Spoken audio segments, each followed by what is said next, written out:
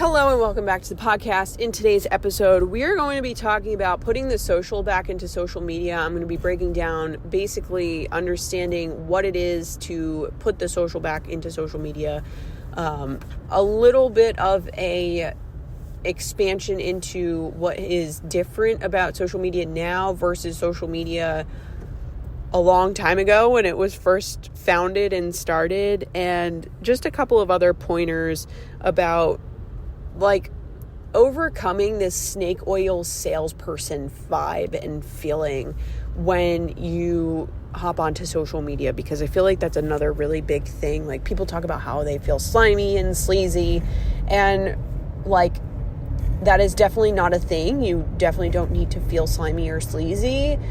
It's really just a matter of what has been going on within the realm of social media. And that's why I want to talk about, I want to expand on that first before we go into those strategies on how not to feel slimy and sleazy, on how to feel confident and collected, cool, confident, and collected when you go onto social media for your business. So first things first, I want to expand on social media and putting the social back into social media. Now, a lot of the time when you go onto your Instagram, your TikTok, your YouTube, you go on to watch a video or look at pictures or photos or graphics for topics or areas that you're interested in. And a lot of the time now, everybody has kind of come to understand that they want to use social media to sell, and they'll put I'm just going to use this as an example because this is one that I see a lot. They'll put, they'll take pictures of their nails if they're associated with one of those nail, I don't know, maybe it's Mary Kay kind of companies. Even though Mary Kay is makeup, it's not nails. But you understand what I'm saying. They'll take a picture of their nails and be like, oh, I really love this set. Here you go. You could get it here for $12. And that's, to me, that's kind of you're so... there's just no subtlety to it, okay? So, social media was never invented for business. The sole purpose of social media was never invented for business. If you look at a lot of the inception stories for Facebook, or even something before Facebook was MySpace, it was to connect people through technology or with technology. It wasn't so that you could monopolize on social media. Do people naturally tend to go there? Absolutely, 100%, because they're seeking an answer outside of themselves. So they look to monopolize it so that they can make something from it, which it's what you make of it. It's not what it makes of itself for you, okay?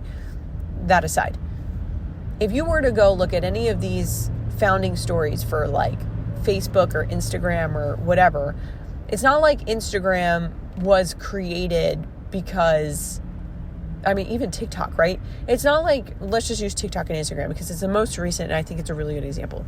Instagram was the leading platform for static photographs for a very long time. And there was no platform for short form video. YouTube is a long form video platform. You typically find creators creating videos upwards of 5 to 10 minutes, sometimes even an hour, on the YouTube platform. And that's what YouTube is known for, because 9 times out of 10, people are still functioning under the impression and ideology that you need to be top of mind for something. You need to be top of mind, and you need to be known for this one thing. You need to be known for one thing. But what people neglect to understand is that while Nike might be known for sneakers, they also sell leggings and spandex and sports bras and shirts and sweatshirts and sweatpants. You can still expand outside of running shoes. You want to stay in the realm of athleticism. Okay? Same thing applies in social media. YouTube wants to stay in the realm of video, but now you'll find YouTube incorporating YouTube Shorts because people want to do short form video. Now, TikTok is not the first short form video platform. If you are really savvy with it, you'll know that back in the day, there was a platform called Vines. And Vines was the original short form video platform. But it just didn't have the same take as something like a TikTok that has features like duetting or stitching and has this generation, this whole generation behind it, Gen Z. So that is kind of the difference between like Vines, okay, which is more of like millennial short form video, and then TikTok, which is Gen Z short form video. And of course, with Gen Z and the pandemic, it blew up. Okay, we're not going to be talking a lot about history, but you understand what I'm talking about. A lot of companies wanted to be known for one thing, and Instagram wanted to be known for static photographs, which is why influencers flocked to the platform. It was like the influencers platform. How can I edit my photo, make it look so aesthetic and so pleasing that people want to live this life? Like that is the original inception of Instagram, okay? Now, where I'm going with this is you're still social. Like, you talk to other people and you talk to them. I just think of it like how you would talk to them in the halls at high school, right? Like, oh my God, it is so cool that you did this at gym class today. I want to be able to do that. Like, you made I don't know, this is the first thing that came to my head right now. It is so cool that you had a dunk in the basketball portion of gym class today. I wish I could do that. That's Instagram. And that's what, if you think about it, the social aspect of Instagram is. It's, oh my God, I wish I could do that. Like, this is so amazing. I wish I could do that. And I mean, there's other things that go along with that in terms of mindset and scarcity and all of this other stuff, but we're not going to get into that stuff today. My point is, it was social. You would talk to other people and you would ask them like, wow, how did you get involved in that? Or, oh my gosh, I'm so happy for you, or whatever. I wish that I could do that for myself. The point is to be social. As if I were talking to the person in the car right next to me. Hey, how's it going? Why did you choose to get a Ford Explorer? What was it about the car? You know, like, do you have a family? Do you have kids? Do you have a dog? Maybe you have multiple dogs. Maybe you have multiple kids. I don't know. But you just start a conversation. You're social with people. Hey, how's it going?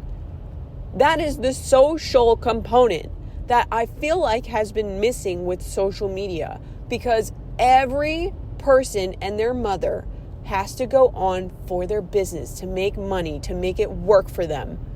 And yes, there absolutely is a component to the whole wanting to generate more freedom. But if you think about it, at the end of the day, people aren't thinking about anyone other than themselves.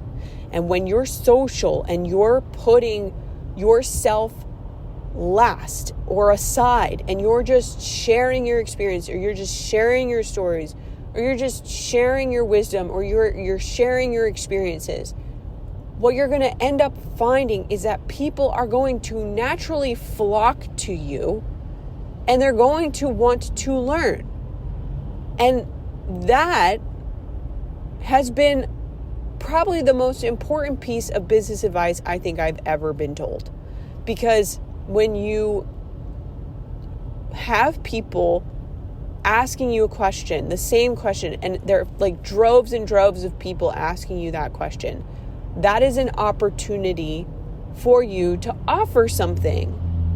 And this is where that non-slimy, non-salesy, like, you, if you don't want to be slimy and you don't want to be sleazy, this is the strategy that comes in, okay?